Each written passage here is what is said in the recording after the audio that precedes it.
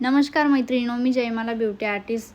तर आज आषाढी एकादशी निमित्त आम्ही आज सर्व लवकरच उठले. तर त्यानंतर आम्हाला थोडं मंदिरात जायचं होतं. परत पूजा वगैरे खूप भारी वाटत होतं सकाळी लवकर उठल्यानंतर, आणि पाऊस वगैरेही चालू होता बाहेर. तर मी जे नर्सरीतनं झाडं आणलेली होती तर त्याच्यावरती खूप छान फुल आलेलं होतं. तर मी ते गणपतीला वाहणार आहे. तर खूप भारी वाटलं, कारण याच्या आधी एक फूल येऊन गेलेलं आहे. हे दुसरं फूल होतं. पण हे सर्व झाडे मी नर्सरीतून आणले. खूप छान झाडे होती, कारण पावसाळ्याची झाडे थोडे टवटवीत आणि छान होतात. तर त्यामुळे मी स्टार्टिंग केली. माझे स्वप्न होतं की मी स्वतःचं घर झाल्यानंतर मी अशी मस्त झाडे लावणार किंवा असं शोसाठी वगैरे डेकोरेशन करणार. तर मी हे दरवाजाजवळच ठेवले. हे विद्याचं झाड आहे, जे आपण लहानपणी पुस्तकात ठेवायचे, वहीत ठेवायचे अभ्यास येण्यासाठी. आता मी पूर्ण झाडच घेऊन आली आहे. माझ्या माऊची आंघोळ झाली. आंघोळ झाल्यानंतर तुम्ही बघू शकता किती छान पोज देते आणि किती हे करते ती, अरे वा. तर त्यानंतर माझी देवपूजा वगैरे झाली. तुम्ही बघू शकता मी गणपतीला वाहिलं. तर खूप भारी वाटत होतं. आणि जे दुसरं झाड आहे त्यालाही कळी आली आहे, गुलाबाचं फूल येईल. तर उपवास असल्यामुळे मी आता फराळाचं तयार करते. आणि आज स्वयंपाक नसल्यामुळे आणि पाऊस चालू असल्यामुळे खूप बोर वाटत होतं, म्हणजे खूपच आळसपणा आल्यासारखं वाटत होतं. तर काही कामंही नव्हती. भांडी फक्त जे चहा पाणीची भांडी होती तेही मी घासून घेतले. तर काही काम नसल्यामुळे मला सुचतच नव्हतं की काय करावं.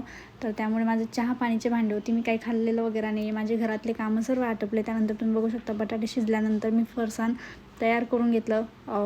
तर फरसाण तयार झाल्यानंतर जसं दीदीचे पप्पा आले, जे माझे मिस्टर आहेत, तर ते आल्यानंतर आमच्या घरी माझे सासरे आलेले होते.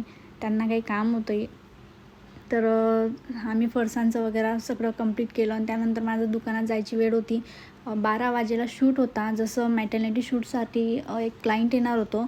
तर त्यांना फक्त मेकअप करून द्यायचा. तर मी बघा रेडी होते दुकान जाण्यासाठी.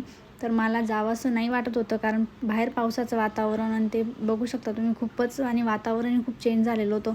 मी दुकानात आली. दुकानात आल्यानंतर त्यांचं फेस वगैरे, त्यांनी फेशियल वगैरे काहीही केलेलं नव्हतं. फक्त आपल्याकडं मेकअप ठरलेला होता.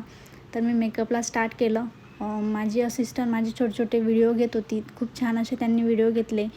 तर मी जसं म्हणजे त्यांचा HD मेकअप ठरलेला होता.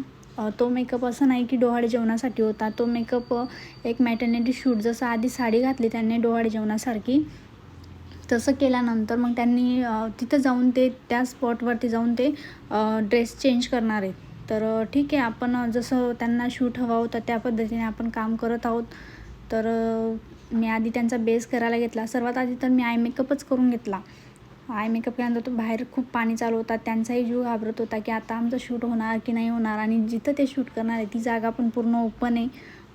तर तिथं गारा असणारच, किंवा वातावरण चेंज असणारच, किंवा पाऊस असणारच. तर त्यांच्या पद्धतीने ते आता हँडल करतील. तर मी सर्व माझ्या पद्धतीने कंप्लीट केलं. खूप भारी वाटत होतं. आणि त्यांनाही म्हणजे असं घाई नव्हती, एकदम आरामात काम चालू होतं. आम्हाला कुठल्याही गोष्टीची घाई नव्हती. तर आमच्याकडं ब्रश नव्हतं, तर आम्ही त्याचंच ब्रश समजून आम्ही ते हेअरला लावलं. तर ते हातातलं असू शकतं, जसं आपण बाजूबंद वगैरे बांधतो. ही ज्वेलरी माझ्या फ्रेंडची होती. तर त्यामुळे मला माहीत नव्हतं कन्फर्म की कसं काय कुठं. तर मी ते बॅक साईडला टच केलं. तर खूप सुंदर वाटत होतं. जर त्याला मोरपंख असते तर अजून जास्त सुंदर वाटलं असतं. तर तुम्ही माझा फायनल बेस बघू शकता, स्किन टोनच होता. आणि तिलाही खूप हॅप्पी वाटलं की मेकअप खूप छान झाला. तर थोडी नर्वस होती, कारण बाहेरच्या वातावरणामुळे आपण जर इतका खर्च करतो आहे फोटोग्राफीसाठी किंवा मेकअपसाठी, थोडं अनहॅप्पी वाटतंच. आणि त्यानंतर मी माझ्या स्टुडंटची प्रॅक्टिस घेतली. त्यांनी आज खूप हिंमत करून एकामेकीवरती थ्रेडिंगची प्रॅक्टिस करायला घेतली. तुम्ही माझा व्हिडिओ खूप मनापासून बघितला. माझा आजचा दिवस असा गेला. तर ठीक आहे, असाच सपोर्ट करा, लाईक करा, शेअर करा,